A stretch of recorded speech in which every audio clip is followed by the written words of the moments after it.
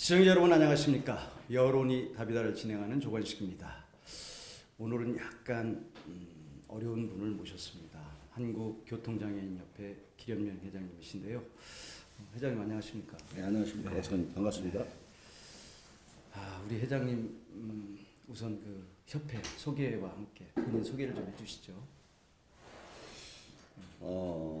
저는 한국교통장애인협회 세종시 협회장을 맡고 있는 길현명이라고 합니다. 네. 제가 이제 협회장을 맡게 된 동기는 제가 장애를 입고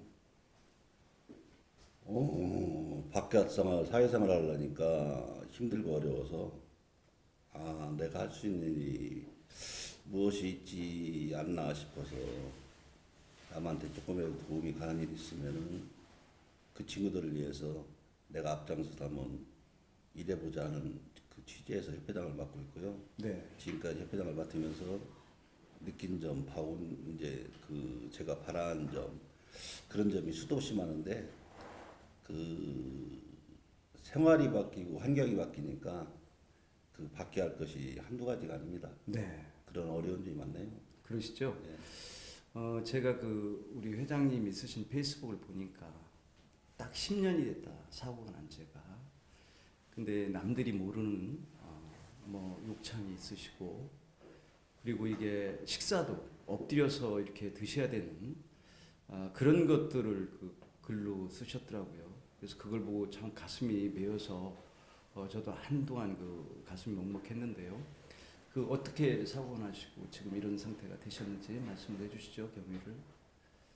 제가 그 두 번 다시 생각하기 싫은 그런 시간인데요. 그러시겠죠. 2009년도 4월 10일 날, 네. 교통사고로 일어나고, 그 우리 이제 보통 이제 저희들이 이제 그 흉추, 경추 이렇게 분리가 되는 척수손상 환자들 분리가 되는데, 네. 저는 이제 다행히 손은 움직일 수 있고, 네. 겨드랑이 밑에서부터 완전 마비라. 흉추 2번서부터 5번까지 완전 마비예요. 제가. 네. 중환자실에서 26일 동안 있다가 깨어나갖고 세상이 원망스럽더라고요. 네. 그때는 뭐 너무 좌절이 커서 생각하기 싫고 네. 지금도 그 생각만 하면 아찔하고 이렇게 빨리 그걸 이제야 되는데 힘듭니다. 네. 그러시군요. 그 지난 10여 년간의 이 교통사고 건수가 대략 한 320만 건 됐는데요. 그 중에 약 13%에 이르는 42만 명이 교통 후유증으로 인해서 장애 후유증으로 인해서 고통을 받는 것으로 그렇게 자료에 나와 있더군요.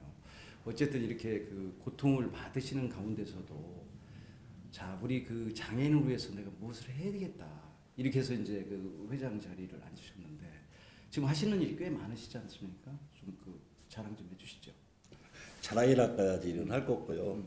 우리가 꼭 하여야 할 일, 내가 하여야 할 일, 또 내가 편해야 남들도 편하다는 그 신념하에 이제 예를 들어서 뭐 우리가 문 밖에만 나오면 뭐 계단이 있고 턱이 있고 그렇잖아요. 네. 그 어디 맛집 같은 데 한번 가볼래도 턱이 있으니까 못 가고 뒤돌아오고 하는 경우가 종종 많아요. 그렇죠. 그런데 그런 데는 이제 저희들이 이제 그 경사로로 이제 유모차나 휠체어가 다닐 수 있게 경사로 설치를 한다든지 또 이제 제가 교통사고 당사자이니까 교통사고의 그 심각성을 누구보다 더 잘 알기 때문에 그 사고 예방을 위해서 매주 이제 캠페인을 하고 있고요. 네.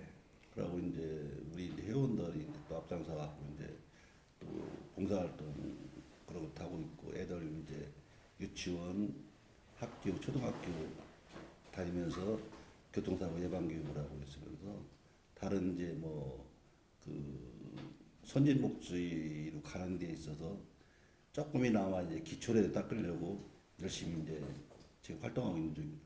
네. 지난해 그 교통사고 건수를 보면 21만 6,335건이었어요. 그 중에 사망자 수가 무려 4,185명에 이르고 있고요. 특히 부상자 수는 32만 2,829명에 이르고 있거든요. 그래서 이게 교통사고 예방 캠페인을 상당히 열심히 하고 계시는 걸로 알고 있어요. 주로 그 어떤 그 캠페인을 하시는지 말씀 좀 해주시면 좋을 것 같네요.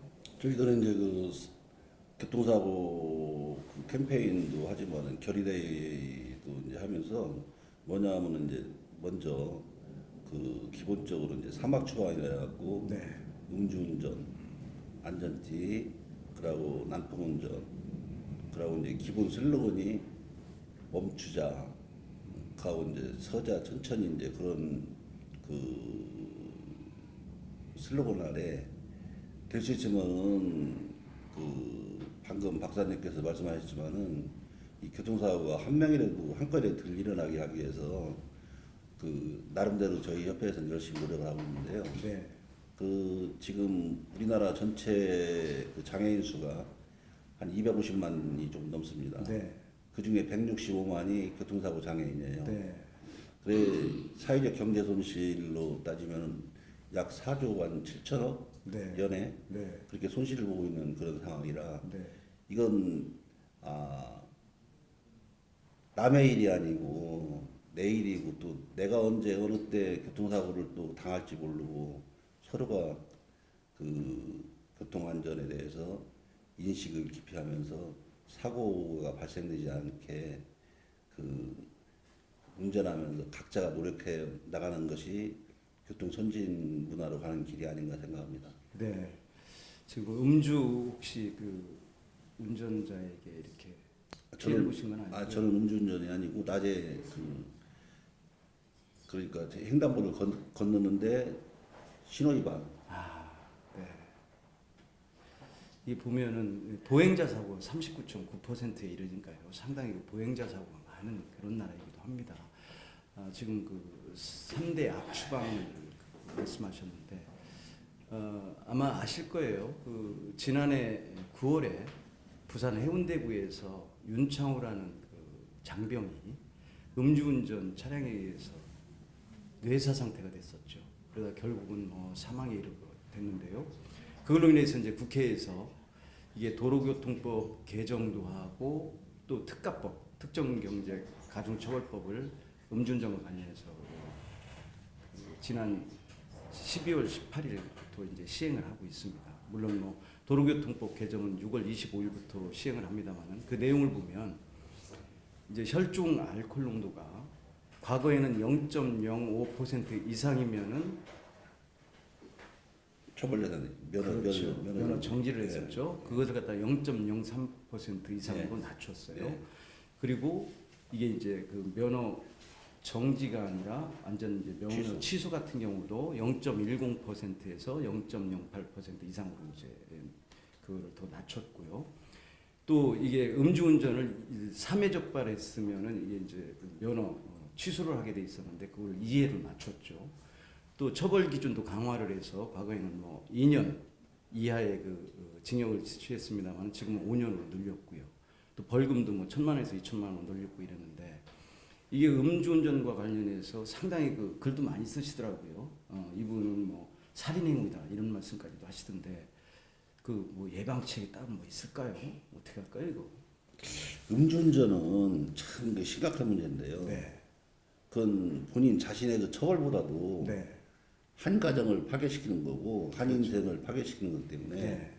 그 완전 살인행위나 똑같은 거예요. 그렇죠. 이건 그 과실이 아니고 완전 범법자이기 때문에 진짜 음주 술 먹고서는 절대 핸들 잡아서는 안 되고 네. 자신의 생명보다 타인의 생명을 왜 자기와 아무 인과관계가 없는 사람한테 피해를 주냐. 그렇죠.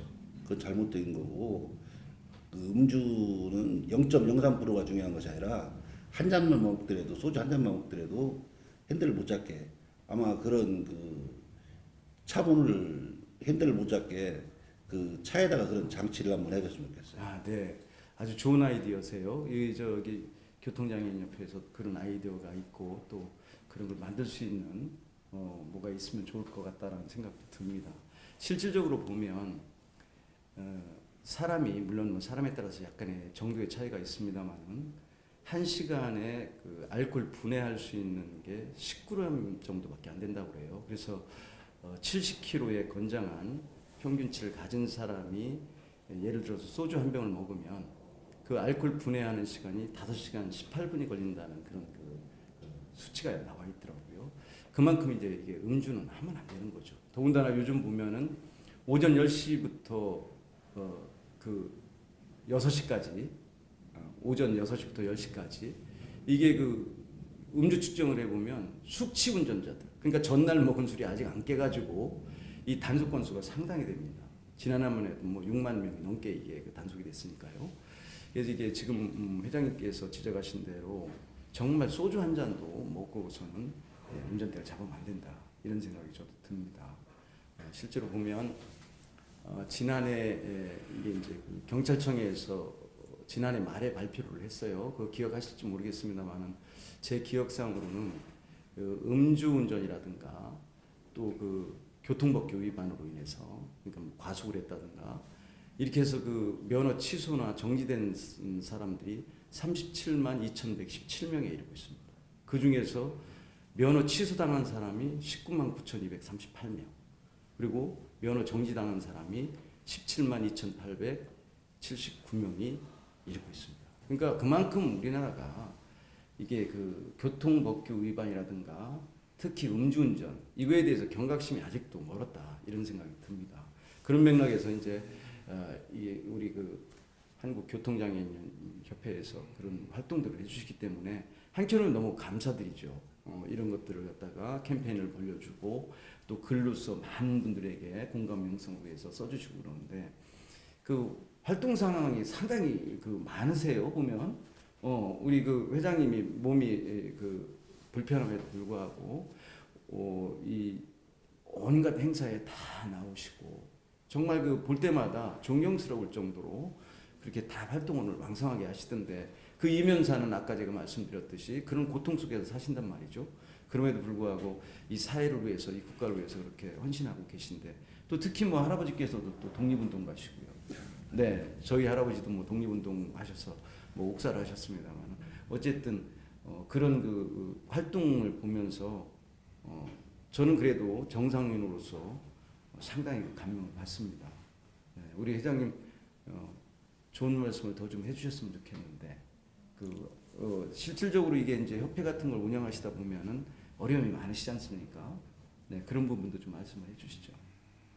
협회 운영 부분에 대해서는 이제 뭐 조금 이제 그 재정적인 문제가 이제 조금 문제가 있고요. 네, 활동을 하려니까 그리고 이제 저는 원하는 것이 딱 한 가지 뭐냐면은 나 같은 장애인이 진짜 이게 발생돼서 안 되겠다.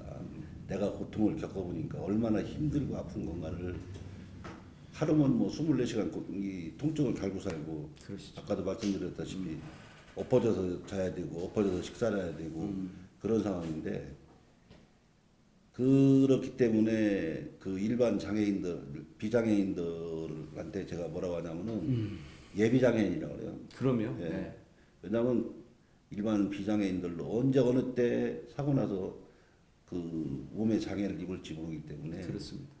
그래서 이거 교통 문화가 우리나라가 뭐 선진국을 하려면은 이 지금 아직도 멀었구나 하는 생각이 들면서도 네. 정말로 그 교통사고로 장애인이 없는 그 교통평화 그날까지 내가 움직일 수 있는 그 날까지 최선을 다해서 앞장서서 일하고자 그런 각오로 임하고 있습니다. 그러시군요. 네. 실질적으로 이게 장애를 보면요, 선천적 장애는 불과 4.7%에 불과합니다. 그리고 이게 이제 출산 과정에서 장애가 생기는 비율이 1.3%에 불과하고요. 이게 후천적 질환으로 인해서 장애가 되는 분들이 56.2%입니다. 그리고 후천적으로 사고에 의해서 장애를 입는 경우가 32.7%에 이르고 있고요.